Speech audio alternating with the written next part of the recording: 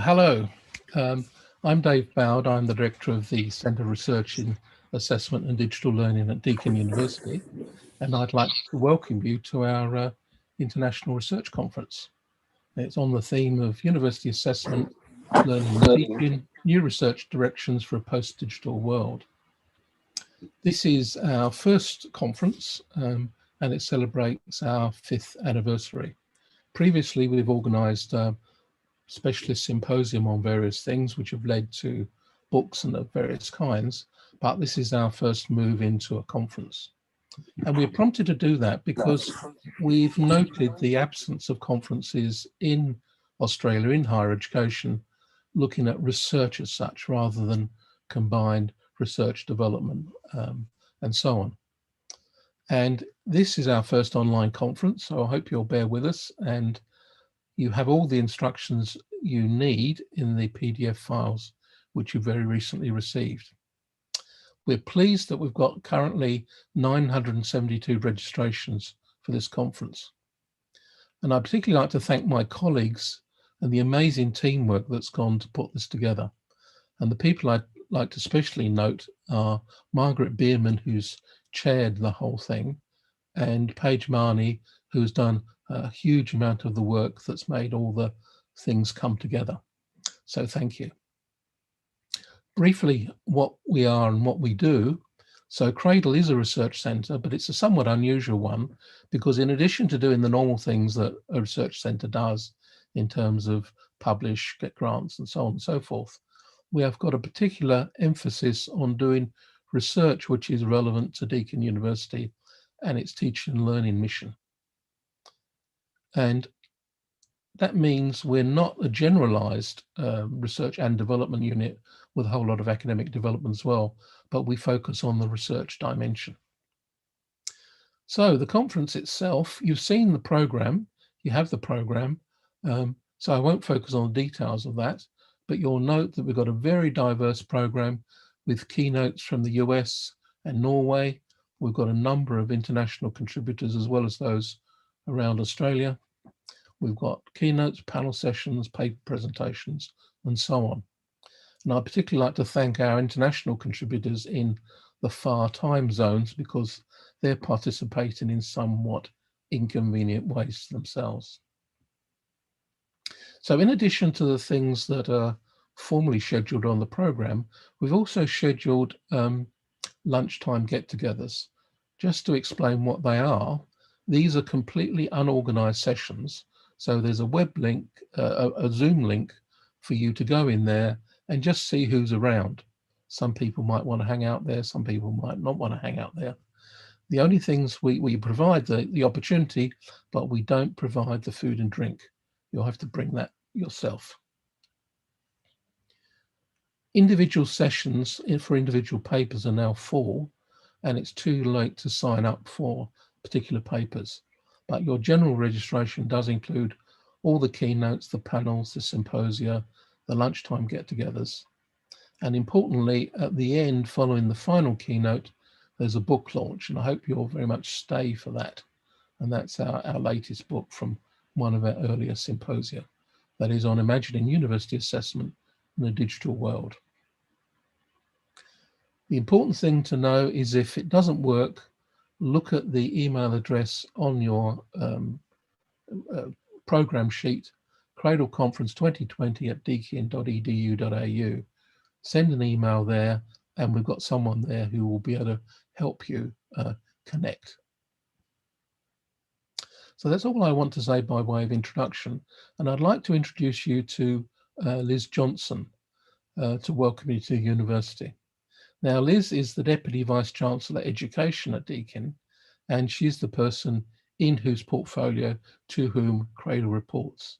So I'd like to introduce Liz and thank her for the support she's given for this endeavour for these 2 days.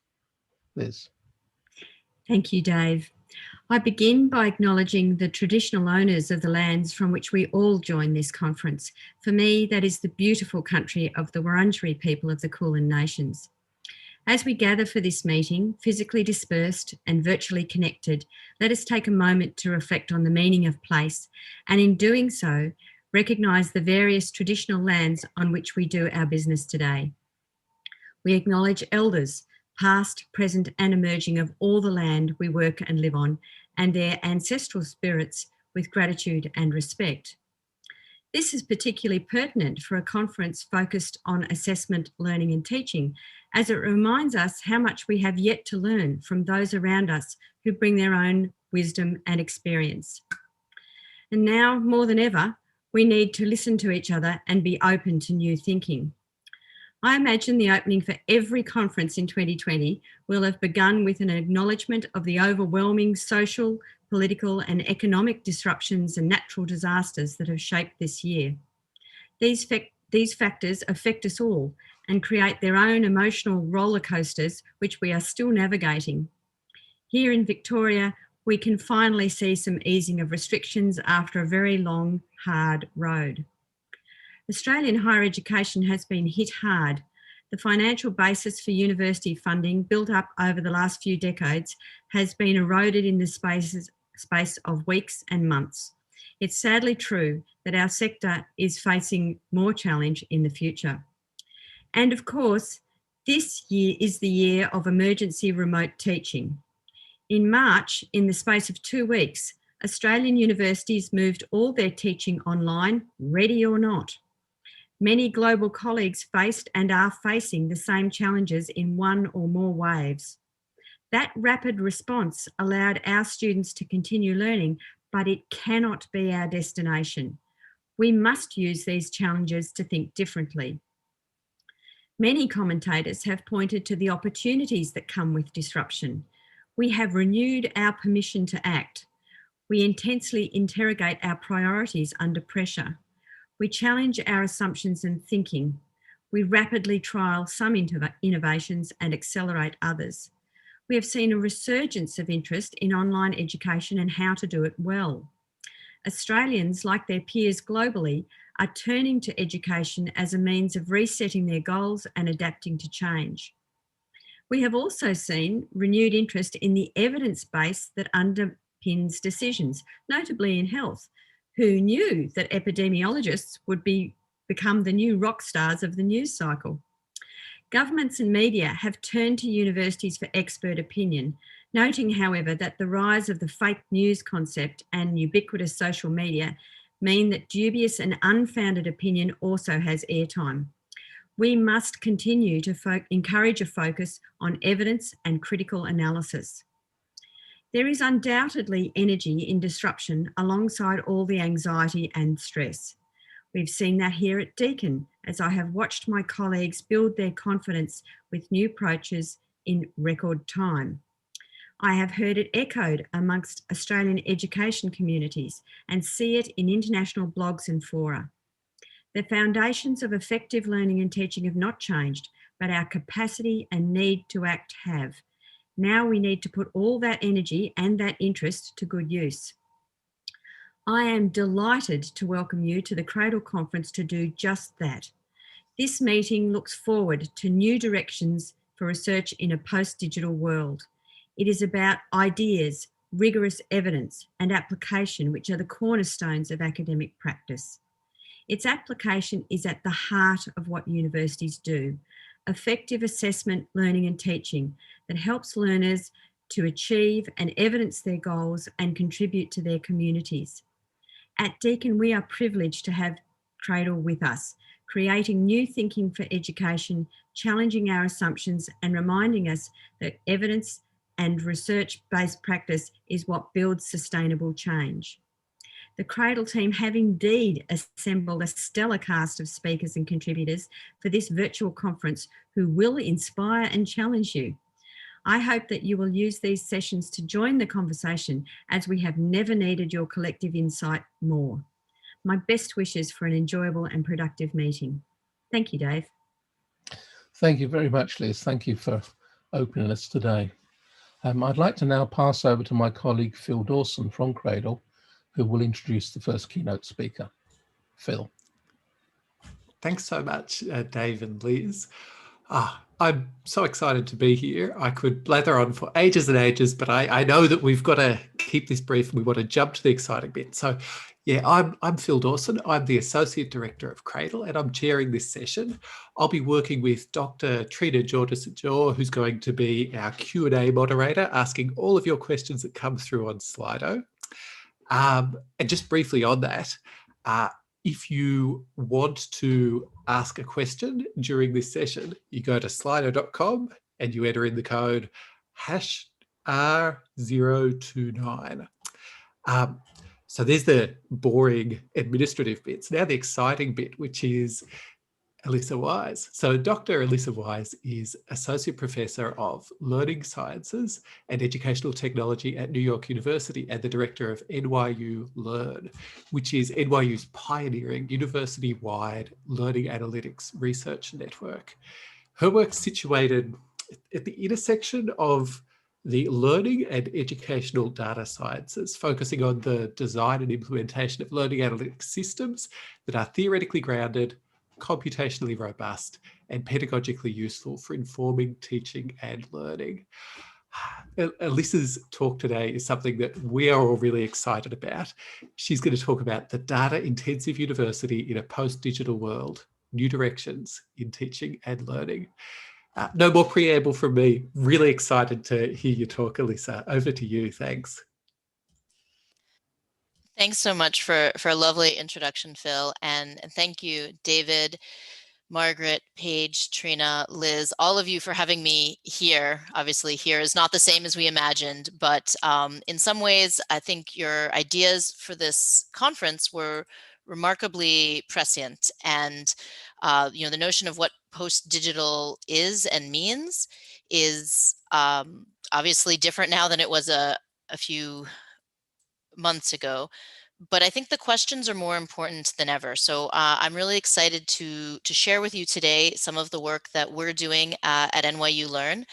And I just wanted to frame for you what I hope to do for you in the next 35 minutes, which is answer one question, or maybe to answer it would be an unfair statement, but to at least give you insight into starting to think about for yourselves, what does it mean to operate as a university in a post-digital world, and how can learning analytics help? Now, I know for some, learning analytics and educational data science is this term that gets thrown out a lot that doesn't always get explained. So I wanted to start off by giving you what I think is a pretty straightforward definition. Obviously, there'll be a lot to unpack. So learning analytics, which is my area of research, is the use of data science methods to generate insights in teaching and learning that lead to direct, impactful action.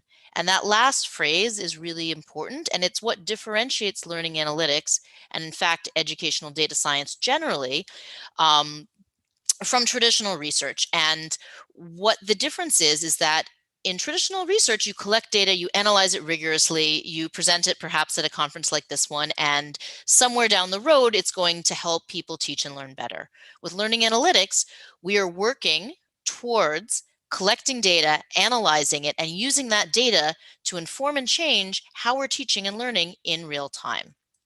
So learning analytics can generate all sorts of different insights for designers into how course activities are getting engaged with, for instructors into where more support is needed, for students into their own learning practices and how to improve them, for advisors into which students to reach out to, for administrators into how the curriculum aligns and how to perhaps align it better. So each one of these supports data-informed decision-making. And that's really how I think about learning analytics, and I would encourage you to. It's not just about the data or analysis, it's how that data helps us as educators make better choices. And making choices based on data, and I think Liz teed this up incredibly well in her introduction, is more important than ever in a post-digital world. Online blended hybrid learning have moved even more into the mainstream virtually overnight. There's been trend for years in all of these, but suddenly people were thrust into online learning People are now still doing hybrid, and in many cases still online. And in some ways, there's no turning back. We don't know what things will look like in 2 or 5 years, but we do know it's not going to be where we were before. And I would argue one way to think about post-digital is that there's no longer digital versus traditional models of education.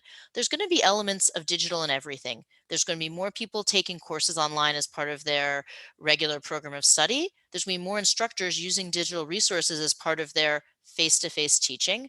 And there's this new and rapidly changing ecosystem, which means there's a critical need for feedback and a good feedback loop for instructors and designers on what we're doing, what we're trying, and what's working. Students need feedback as well, especially given that this environment requires more self-regulation. It's something that many students struggle with. Most importantly, the situation isn't stable yet. Data helps us to continue to be agile in a changing environment, and one that we expect to be changing for quite some time. So before I dive deeply into what learning analytics can do, I wanted to share with you some things we learned about where students are at right now. And so these are going to be some brief results from our College in the Time of Corona student survey. It's a survey we ran right when everything was happening this spring between March and June. And it's a small survey, but the results align quite well with some other surveys we've seen coming out. And we had 300 students from 50 universities across the US. Now, obviously, some things may differ for the case of Australia, but I think some of the principles here give us some guidance as to what we need to be thinking about and what our goals are for using data and learning analytics moving forward. So not surprisingly, the transition to remote learning and emergency remote teaching was a shock to the system, and there was a drop in students' quality of experience, at least as they self-reported it. But I do want to note that it didn't drop all the way down to zero. Given how fast everybody had to go online overnight, even people who really had very little experience, people did remarkably well. However, the effects of this change weren't felt equally. And this is something that we found that I think is really important to note, that as we move into these environments, there's important differences. And in our case, what we saw was both women and undergraduates had a sharper decline in what they perceived to be their experiences. So this is sort of one sign of where data can help, and realizing that if we use learning analytics carefully, we can start to recognize the different needs that different students have and figure out ways to meet them. Another important takeaway was that reports of the experience improved over time. And in fact, from early, mid to late in the pandemic, we saw a rise that brought students' quality of experience, as they described it, not so far off their previous online courses. And we found that almost half of the students we surveyed had taken an online course before. And the fact that they felt what people were able to accomplish in the spring got close is actually quite surprising.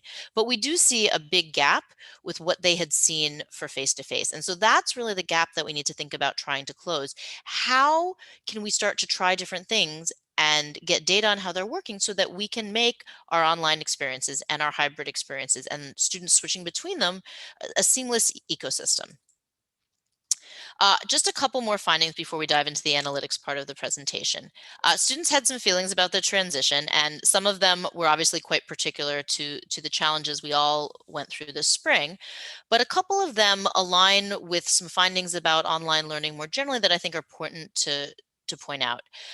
And one is students felt anxious and overwhelmed. And I think there's a big difference that we've seen with students, at least in the US, who've been taking an online course here or there, with students suddenly feeling there was everything floating in space and too much to manage at once.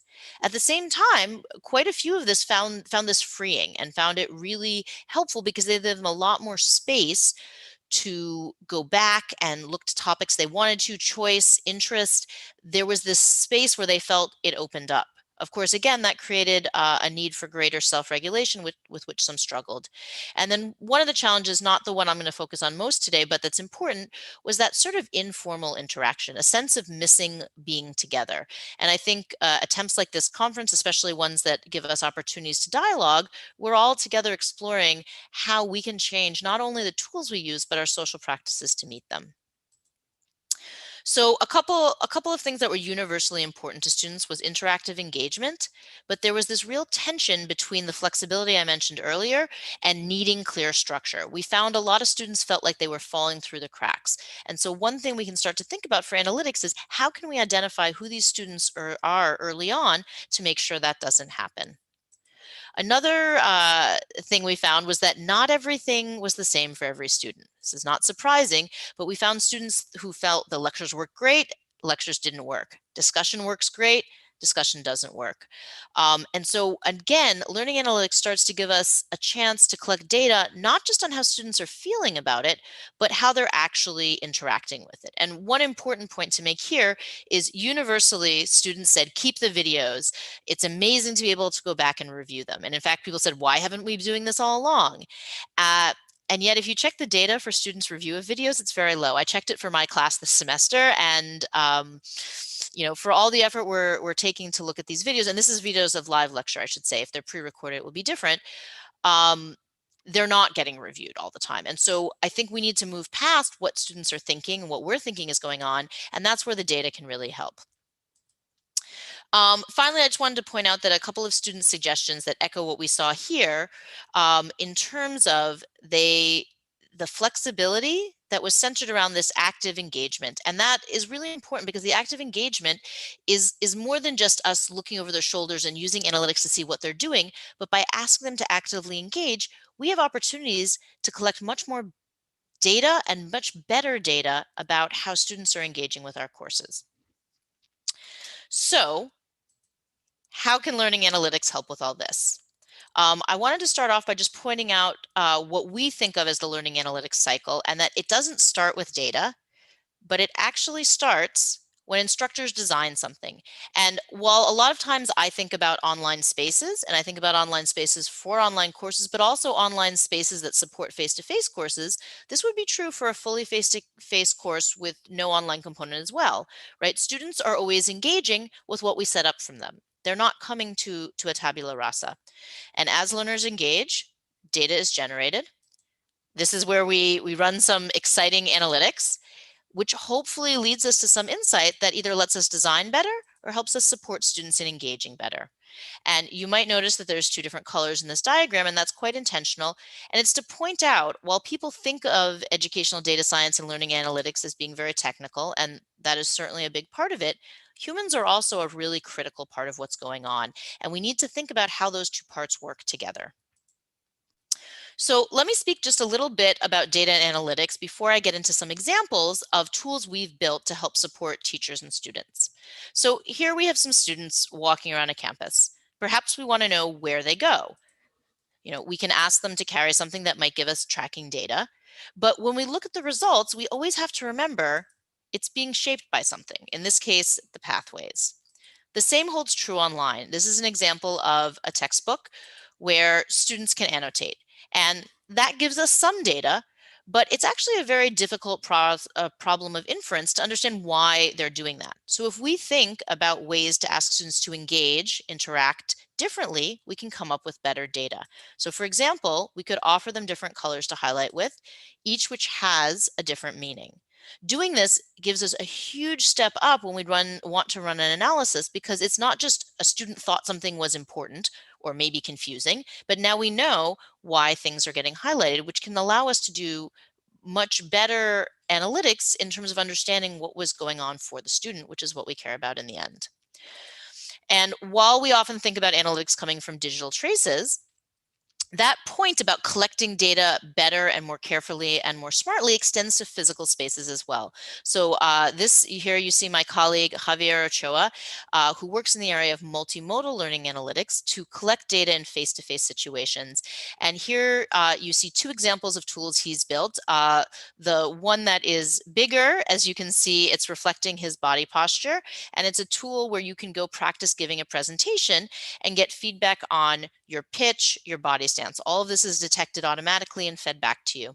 And in the bottom, you actually see the view from a fisheye camera that is used to detect collaboration, turns of talk, who's looking at who and who is speaking.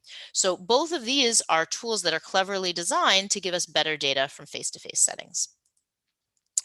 We think about data. The data we're used to in education has been about demographics and performance. But in analytics, we tend to think about something I call the 3 A's. Activity data, things people do. Artifact data, things people create. And association data, connections people make with other people or with objects. As we're looking at data, though, it's always important to remember the data itself usually doesn't tell us exactly what we want to know. It's always a proxy for something else. So one thing we talk about a lot in learning analytics is, are students clicking on things? But it's a real challenge to say, are they clicking on something because they're trying hard, because they're engaged with it? Maybe they're confused with it. So one of the biggest challenges we try to work on in learning analytics is to connect these low-level behaviors like clicking and opening with high-level constructs we actually care about. And this is why we try to move in our work from this metaphor of data mining, which is sort of a coarse approach, to an approach David Schaefer has called data geology, to where I've landed in my work, which is this notion of data archaeology. And what's important here is archaeology is about people. We're trying to understand in archaeology a previous civilization. With learning analytics, we're trying to understand the civilization of our class.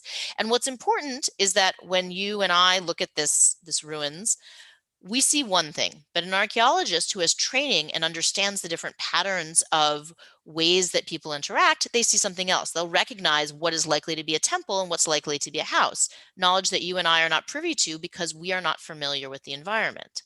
So when we think about analytics, it's not just the data, it's how it gets interpreted. And so this is a model that I developed in 2019 with my graduate student, Yunji Jung, and we worked with a bunch of instructors who were working with analytics, and we tried to see how did they use the analytics. And rather than a simple process of the data tells you something, you see a quite complex process here with questions and whether or not that sense making leads to response. And what I want to highlight for you, this notion of explaining patterns here. Constantly what we saw was instructors would take the data that the system gave them and compare it with something they had seen in the classroom or something they knew about the student. They would contextualize it in the context of their course. Oh, people aren't working very hard on this assignment, but that's okay. I told them not to. And so it's really important to remember that learning analytics are coming in as another piece of a larger data ecosystem. And so when we think about a post-digital university, we need to think about data really broadly, not just as clickstream, but all the different sources of information we have coming towards us. So with that, what I want to do is I want to move to a series of examples of different analytics that we've built that we're working with to improve teaching and learning in higher education.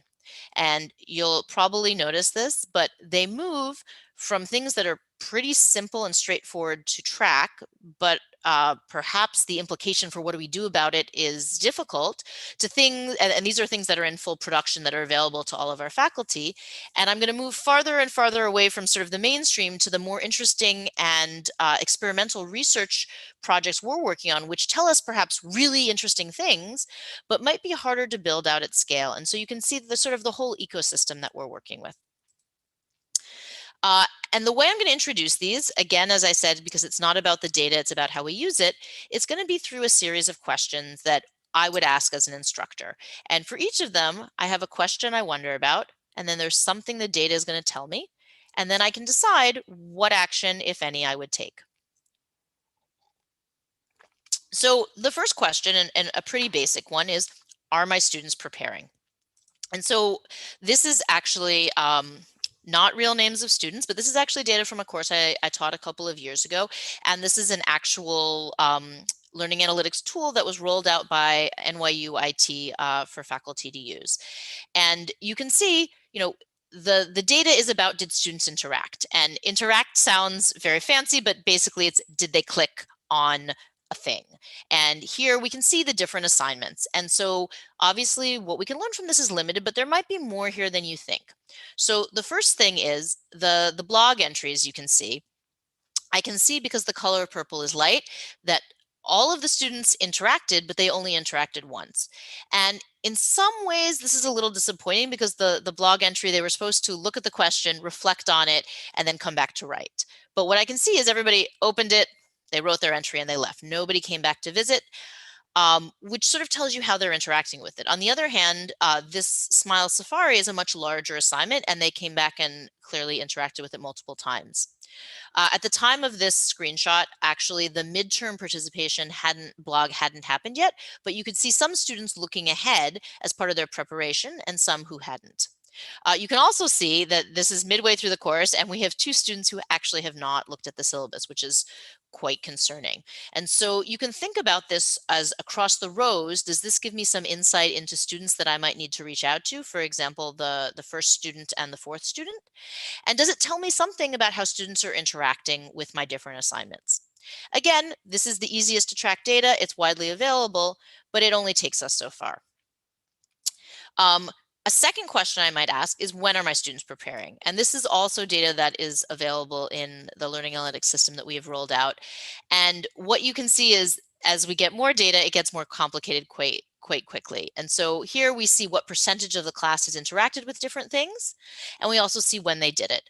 And it might not be so surprising. This is a course that met on Wednesday, so we could see a lot of times more interaction happened right before class, but it actually in some ways was more distributed than I expected. And what's interesting is this is something that we can track very precisely, but then the question is, what do you do about it? I think if I had seen all my students only interacting right before class, then it might be something to have a conversation about, but it doesn't take you so far. So here's some data that does take us a little further. And the question is, are my students engaging? And so this data came from an annotation tool similar to the one I showed you at the start, where students are asked to go into articles and they're asked to highlight things that are important and say stuff about them. And what's interesting is you can see that going across the weeks, we see some really different patterns. And one thing I want to highlight is there's a real temptation in analytics to say that more is better. And in fact, more is not always better. And so you might look at the bottom and see a student who's very, very active and think that's great. In fact, one of the challenges was these students were so active, there wasn't space for the other students to contribute. So this was something where we needed to see a balance across the students of who was doing what. We also see something that happens for the student third from the bottom right here, who was very active and then really dropped off. So to me, that was a big warning sign. There's something going on. But as I mentioned earlier, you don't just jump on one piece of data. So this was sort of more of a cue to say, let me look at what else the student was doing in my course around week 3 and week 4. Did I see a change? Is it worth reaching out? In this case, it was worth reaching out, and that was something that I did offline. You can also see quite quickly students who are doing very, very little, who might need to have a conversation. Now, this is all just quantitative data, and it's just about how much. We can move to the association data and look at who students are interacting with. So one thing that I've always worried about when you give students the choice about who to work with, and this is pre-Zoom, this is from a face-to-face course who they could actually move around the room and pick to work with, is were they always working with the same people? And it's a lot easier when they get to choose versus being very controlling and assigning them. But if they're always picking the same people, then they're not getting the diverse views that was a goal in this course. And so the question was, are students going to, when they're allowed to self-select, always work with the same people or always work with different people? And this was relatively straightforward to track. They just filled out a little form at the end of class. And this is what the actual course looked like. And you can see, actually, they were doing quite fine. And this is obviously just a high level graphic, but we can go through and calculate the numbers, and you can see that in fact, they were doing quite fine on their own, so no action was needed. It can get more exciting if we want to know how students are engaging. So now we're moving to things that are not necessarily quite as easily available, but they deal with the text. They're based on some natural language processing algorithms, and they start to tell us a lot more. So this is from a research study we did on MOOC conversations. And one of the things that we wanted to find out in this conversation was, where is it important to spend time? So if anyone runs online discussions in their course, I run them in some of my face-to-face courses as well as online courses. You know, there's a lot of talk, but not all of it's where you want to focus. In MOOCs, the problem is even more extreme, where there's tons of talk that has nothing to even do about the course material. So we set out to build a classifier that would automatically look at discussion posts in a MOOC and just say, do they have to do with the course content or not? And we were able to get quite high reliability on that. And so here you can actually see we break down the classifier. How did it do what it was doing? So what's interesting is it turns out the keywords that helped us figure out if students were or were not talking about the course material, actually mostly didn't have to do with the course subject. You can see the course subject is actually a really small percentage of the words here. What we found was we could build a classifier that was almost, I think it was 90% accurate based on students asking questions using connector words: can, does, why, how, which, and thus. On the other hand, you can see the ones that didn't have a lot to do with the course used words like exam, thank you, good, I, and my. So what's really interesting and exciting about this is we were able to build a classifier that was not domain specific. And you can see up in the right, we used it on courses from medicine statistics to psychology to a biology class called Your Body and the World.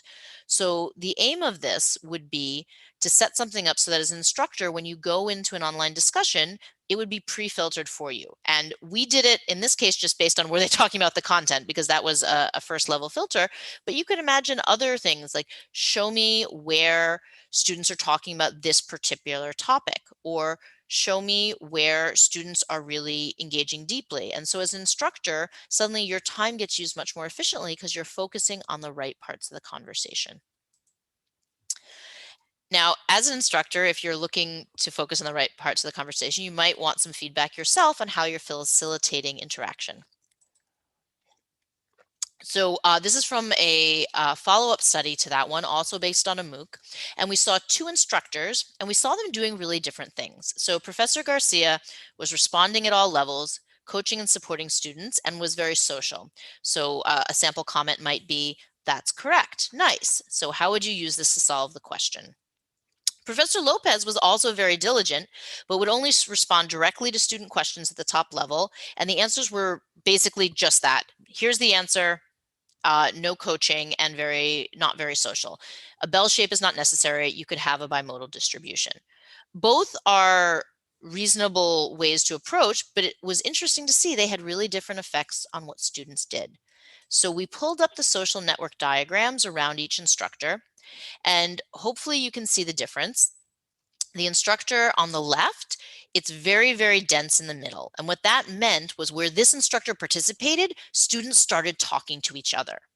On the right, we see a more hub and spoke diagram where this professor commented, people either responded saying thank you or nothing. And so we can actually look at some stylized versions of these diagrams taken from another study done by Chris Brooks and colleagues. And what you can see is, the hub and spoke pattern is very different than the interconnected one. What was interesting is the professors didn't realize the different effects that their words were having. And so here we have a feedback mechanism. Now, potentially you really want to stimulate students to continue to talk about your material, and potentially you want them to have the right answer and not necessarily engage. This is not necessarily one pattern is better than the other, but it shows us the effects of our actions in a really clear way. One classic question that many instructors deal with is which students will need help. And so at NYU, Introductory Calculus is a very challenging gateway course. And so we wanted to see, could we predict early in the semester which students were likely to struggle and perhaps find a way to support them? So we built a predictive model of students who were likely to drop, fail, withdraw, or get a grade less than a C+. And we included a grade less than C+ because what we found is if students just scrape through the course, especially with calculus, they get to move on, but they're not necessarily prepared to, and they're going to struggle later. So we wanted to figure out how to support these students. And so we took a data set from several prior years, and we built a model to see which factors were predictive of this. And we put in a couple of factors at the start, some demographic factors, and some entry knowledge factors. So we had race and gender, high school GPA as a general measure of ability, SAT math score, and a diagnostic test. And this is important, it's important to include these factors, not because you want them to be predictive, but because you want to know if they are, because that might tell you, are we seeing effects of race and gender over the other ability measures, which suggests there might be something that needs to be addressed in the class? Or perhaps we see race and gender, but it falls out as a predictive factor once we take these into account, which doesn't mean it's not something that needs to be addressed, but it means that the effect is there before students come into the course. So what we were able to find was that in our case, once you took SAT math score and diagnostic test into account, which are actually both measures of students' algebra abilities, students' overall GPA, and their race and gender no longer mattered. So we built a model initially with these two variables. And what was interesting is what I said is that it indicates a very clear problem, which is weak algebra skills. And we actually built a subsequent model that added several first weeks of homeworks, and it got us more accuracy, but it was a quite similar model. So what's interesting is this was not simple, but it's a pretty straightforward model to build. The big challenge is how to leverage that information into action. So we built this model about 2 years ago, and we've now been working at the start of every fall semester. And the challenges to make this run live are actually quite substantial. So first, we need to get all of the data from the different sources, which include the registrar, our SIS student information system, as well as the course with a diagnostic test. We've got to combine it together. It turns off this is not trivial because students use different names. There's different ways they get stored. And all this has to happen really quickly because the intervention we wanted to bring in was a supportive algebra course, basically a side course that would help them gain the skills that they didn't have coming in. But frankly, it hasn't been as effective as we wanted. And I think that challenges because it's too much for students while they're dealing with calculus. So now we need to think about how could we potentially identify the students even earlier to maybe give them support on the summer coming in. But then we have to start to intersect with when students register for courses, are they available? So this all sounds like a lot of practical measures, but they're very important to make this effective. And then the other question is the pedagogy, right? So if students had trouble with algebra before, just throwing a bunch of practice problems at them is certainly not going to do it. So how do we bring in coaching? How do we bring in support? And one of the things that we found that was a promising finding is when students were reached out to, they found that someone caring, especially when it came directly from the instructor, was actually a really powerful motivator. So again, it's not that data solves the problem, but it gives us a leverage to start to try different things and see how they work. Some of the more exciting and experimental stuff we've been doing has to do with how students are thinking. And this comes from a large corpus of reflections completed by students in our dental program. So not surprisingly, we want to know how they're thinking about becoming a dentist. And so we were able to look at a data set, and this was for an entire graduating class of about 369 students, and they completed, I think about 500,000 reflections over the course of their 4 years. And what you can see here is there's all these things they talk about when they talk about how they want to become a dentist, but there's one that really stands out, and that's the role of the patient.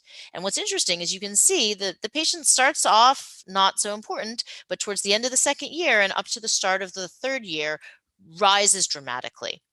And what's even more interesting is that the patient goes from being connected to other terms to being the center. And this is an effect that we find on top of it just becoming a more prominent word. So what we find is actual evidence of students becoming more patient-centered. And if we go back to the prior slide, we start to have a sense of when it happens. And what we see is first, they start to talk about patients more, and then they centralize their thinking around it. And so what's really interesting is that we start to see that the first 2 years are really when this change happens. And they're really critical times for how students form a vision of how they're going to work with patients. So we are now having conversations with dental faculty about what are the implications. And so does it mean that they should get chances to interact with patients earlier on in their program? Does it mean that there should be specific support for them right at this time we've identified as the critical moment where these networks form? These are interesting and challenging pedagogical questions that data alone don't answer. One final thing with the dental students, we've also asked them to, what does it mean to become a dental professional? And what we've found, and this is actually looking at some research on, do students sort of go through progressive stages, or do they imagine the state of a complete dentist and where they are and try to close the gap? And what we found is the data really shows that students' thinking has to do with closing a gap versus climbing a staircase. And what we've also found is that they think both about their collective identity, becoming a dentist, where there's trust and responsibility and they're sort of one of us, but there's also a personal goal component where they articulate with a personal vision. And so it's not just meeting this ideal, but finding oneself. And so in other words, it's not just about becoming a dentist, but we saw a lot about what kind of dentist I want to be. And so this was a new idea. And again, we're in conversations with the dental faculty to think about how do we support students in thinking about that? And where does that fit into what is already a very, very packed curriculum? Speaking of their curriculum, I'm going to skip through this one. The dental school is in the process of trying to think about how to reorganize what is an overwhelming number of courses. And so what we were able to do is looking at how students talk about the course, we can actually use cosine similarity based on the words to develop a measure of how students think about a course and how similar they are. And so what you can see is we're able to identify these courses that seem to be seen as really similar to the other courses, which potentially is a place to combine. Again, how you actually do that and why they're similar become points for conversation. So I think the point for all of these examples is to show you both the exciting things that data can do, but also illustrate that the data doesn't give us the answer. The data is a starting point for conversation with experienced teachers, designers, and administrators to help us make better decisions. But the role for professional expertise is still very high.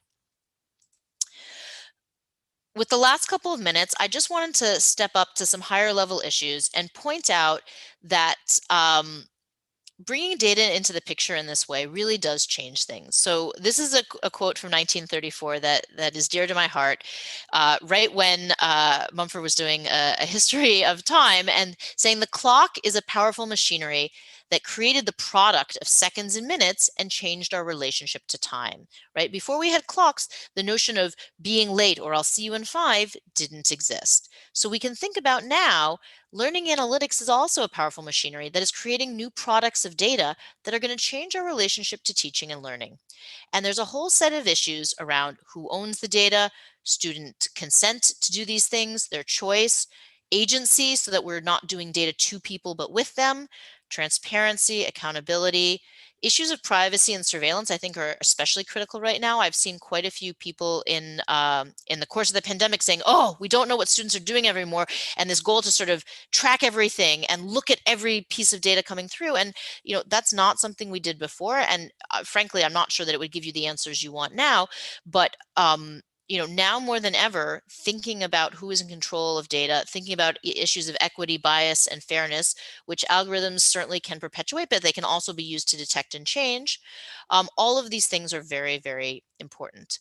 The last one, the creation of new labels. With a predictive model, you have to be very, very careful because a predictive model isn't about what someone's done. Isn't about what someone will do. It's about what other people have done in the past. And we've seen a few examples, especially the one in Britain, where by modeling student scores based on not only how they had done previously, but their school, it was actually a detrimental effect to strong students coming from weak neighborhoods, which were not surprisingly of lower SES. So the point is, we don't want sort of this vision. We want a vision where we're engaging together around data to make good choices and move things along. And so the way we're doing that at NYU is through these ongoing community conversations about what we want learning analytics to do and what's our shared vision. It's really a collaborative effort that's putting the emphasis on people, not data first, and we're trying to work towards community change with partnerships, user-centered design, and working towards scalability and always conducting research, not just throwing things out there, but really carefully looking at how they work. So with that, I wanted to say a big thank you to the Core Learn team. Yoav was instrumental in the survey I showed at the start. You also saw a picture of him just a minute ago. Javier works with the multimodal learning analytics, our excellent postdoc Shoje Lee, and our administrator Susanna Toro. And you also saw work from Yonji on the model I mentioned earlier. We also have amazing partners at NYU IT. I didn't go into depth with it, but for us, bringing the research and practice together has been a really powerful partnership. And of course, the many, many members of the larger community across NYU who work with us on our diverse set of projects. So I wanted to make sure to leave a lot of time for questions. I hope you have some. And if you want to learn more about what we're doing at NYU Learn, you can go and check out the website. We've got a lot of information up there. So with that, I will stop and say thank you very much, and hopefully we can have some conversation. Oh, thank you so much, Alyssa. I got so much out of that. I've been furiously typing notes. I think there's going to be a lot of ongoing conversation around here. For me, the key thing I'm grabbing is where you said it's not that data solves the problem, but it gives us leverage to try some things and see how they work.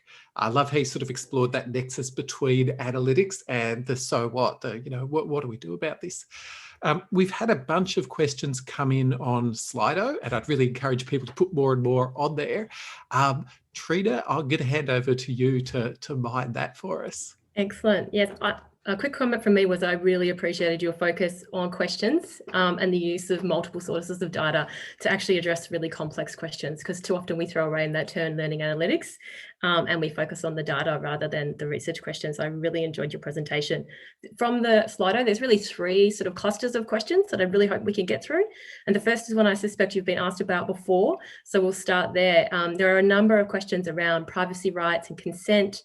Do students know what data that is being used and how you're using the data, where that's been recorded and where it's been stored? Would you like to comment on how you're handling privacy and consent? Sure. So, I mean, it's technically a different answer for almost every slide, but I'll try and maybe talk about it in terms of classes. So, we are a research network. So a lot of the work we do are research studies where we're working to build these tools. We're not deploying them at scale. So anything that is a proper research study, we are getting permission to use the data. Now, what permission to use the data looks like is actually can be different in very different cases. So in some cases, we're going to students directly and saying, can we get this data from you? In other cases, it's data that schools have collected already. And so this is where, there's always been universities collect data to serve students better. And that sort of, this sort of trust that, they're ethically using data to improve instructional practices, which is a separate standard. So one of the things that we have at NYU, and this is actually probably the best answer to give, is that if anyone wants to request data from about teaching and learning, basically anything from the LMS or any of the 52 different tools that are integrated in it, they need to go to our data steward. And we have had many times people come and sort of say, I'd like the data. And you say, what data? And they say all of it. And the answer is, well, that's not going to work. And so there's a careful protocol where people have to say, I want this data for this purpose. And if they're asking for it in de-identified form, where students' IDs are taken off of it and they're trying to look at global questions, the standard is not the same. If people are wanting data about students that actually has their names on it, then the standard is much higher. And what we've used as a principle at NYU that I think is actually really helpful is that the instructor of record has a lot of say. So if you want data on a course you're teaching, that's very different than if someone else comes in and asks for it. But there is still a question as to what students know is being collected. We all, if you think about it with other tools and social media, we all click on these terms of service that most of the time says it's okay for them to collect all this data, but then we don't necessarily feel that that's justified. And so I think universities need to think about this in a holistic manner where, when you enter a university, there should be an agreement. And the agreement doesn't necessarily mean that universities can have all the data, but it needs to be clear and sort of says the university is going to be collecting this data on what you're doing to help you improve, but this is how it's going to be stored and taken care of. And from my perspective, I think a large way to make that feel okay is for students to also have access for it, right? So if this is what the university can see, that's the real principle of transparency.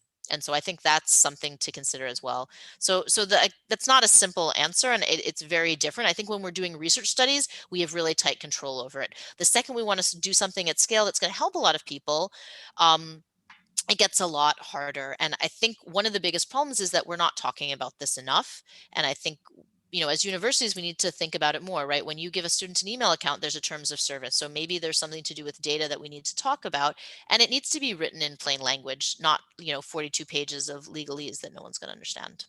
certainly not an easy answer because it is a complex question, and one might argue that where it's for teaching and learning purposes, not using the data also has ethical implications as well. So the next question sort of relates to that as well, and there are again a number of people who are interested in if students, so it sounds like sometimes they are aware of their data being used and other times not, but does their knowing that they're being tracked in certain ways, how does that impact their behaviour, and is it likely to drive behaviours focused on meeting faculty expectations? Have you had any experience of observing that, or would you like to speculate wildly? I will choose to speculate wildly. We've not seen that. I mean, so one of the things that's been a big principle for us is that learning analytics data is to be used for improving teaching and learning, not for assessment. And I think that's a really important principle. I would hope that that principle also makes students less likely to try and, show that their data is good because it's not having an impact on the end thing that they care about. But I don't know. I think the second we start to track something, it gains additional importance, and we're going to potentially try to game it. And that's really concerning because a lot of the stuff we can track right now is more quantitative than qualitative. So one of the things that we've actually been playing around with is this notion of being a little subversive with our learning analytics and making a dashboard that it might tell you how many times someone clicked, but then there's a big empty box for saying, what do they think about it? And so trying to point out that the data is not telling us certain things as well. I haven't seen so much of students just clicking things to click. There was a study I ran with a discussion forum a couple of years ago where students were being encouraged to actually read less things and click through slower to read them more. And they said that was hard because they were used to just trying to do more things. And so I think that there's a lot of tendencies that we're having to fight against in terms of just seeing that more is better. And I think when the data reflects that, it can be problematic. So I guess it's something to keep in mind. But again, I think it's really important that we're clarifying that the data is being used to help people teach and learn better. I would be very concerned with using any of the analytics I described, or almost any of the analytics I've seen out there, for actual assessment purposes. And I think that's a really critical distinction that I didn't make earlier. So I'm glad the question got us there. And you have been talking about, giving students the access to their own data, so potentially them seeing their own behaviours in a conscious way might be driving their own behaviours to suit their own needs as well. So I think that is really relevant and something that you pointed to in your presentation. So another question that I thought was really interesting, and there was a number of questions related to this once again, was how much teaching time would you estimate is actually required to use analytics in this way? And in particular, people have noted that you have an innovative approach and tools, that it's impressive, but they're curious to understand what it takes to actually hardwire this into teaching practice and workloads. Yeah, that's a good question. So I guess what I would say is, first, there's two things. There's developing all of these tools, and then there's using them. Developing them is obviously incredibly time intensive, and I would not recommend that your average faculty member or designer goes off to do that unless they're really industrious. So what I would answer is, okay, let's say these tools are available. What does it take to use them? And actually, we're just finishing up a study with about 15 instructors right now. So the very first two analytics I showed, those are both from our NYU instructional dashboard, which was created by NYU IT. We've worked with them on it, but this, they created it, not us. And that's available to all faculty. And so you can imagine the question is, what does it take for a faculty member to kind of get up to speed with that? And that's what our study actually looked at. And what we found was it takes time. And that there's sort of three levels of challenges that instructors go through. The first is sort of like, how do I use this system? How do I find the data? How do I figure out what's useful to me? And then the second level is, okay, I can find things and I can see the data, but what does that mean for my class? How is it going to actually affect what I do? And then the third level of challenge is, okay, I figured out where the data is and how it's going to help me with what I do, but how do I actually make that a regular part of my practice? And what we found is that people who find sort of the right time and place to look at it, are finding it more useful and effective than people who are just like, oh yeah, let me check it now. So when you just sort of look at it as a one-off, you know, it's a huge cognitive effort, and then they're going back to challenges 1 and 2 because like, I don't remember where the thing is and I don't remember how it was useful.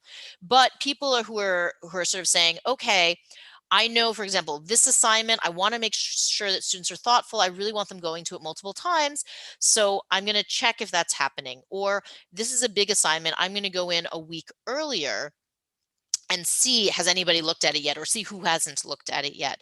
The problem is, especially right now, when perhaps the data is more useful than ever, we all have less time than ever. And so I think the time is a challenge. I think the workload is a challenge. I think it has a payoff, but there's a steep learning curve. And so what we actually found was sort of 2 classes of instructors. We found the dabblers who looked at lots of things, and then we found the people who said, okay, here's one piece of data that I can do something with. And that seemed actually a lot more effective. The people who seem to really be using it, they're like, here's one thing, I know what it means, I know what to do with it, and I know when to look at it.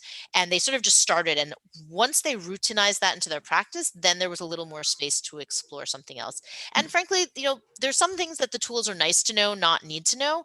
And most of us will not go back to those. And so it's finding one that gives you something that's actually actionable. And so that's really been our focus, is figuring out what's actionable versus nice to have, and then trying to help build on those. And that's true for students too, right? You know, students are like, oh, neat, it tells me this, but what do I do about it? And so for our student facing work, we've done a lot of scaffolds that sort of says, okay, how are you going to change your behavior next week? We've not had as heavy a touch for faculty, but in some ways, something like that might be helpful, because we kind of all need the structure. Otherwise, it's just one more thing. Thank you so much, Alyssa. I've enjoyed this so much, and I'm definitely going to go back and rewatch the recording later on. I loved how you put students and faculty right at the center of it, and also this real pragmatic drive of, well, so what am I going to do about that? So useful to have this nexus of teaching and learning and research coming together, which is a great start to the conference. So look, that's the end of our first session. Everyone's got a little bit of time for a break now before our next session. Please check the program on the conference website if you'd like more details about, you know, what your next thing is, or the emails that have come through to you. So on behalf of everyone, just like to thank you one last time, Alyssa. It was wonderful.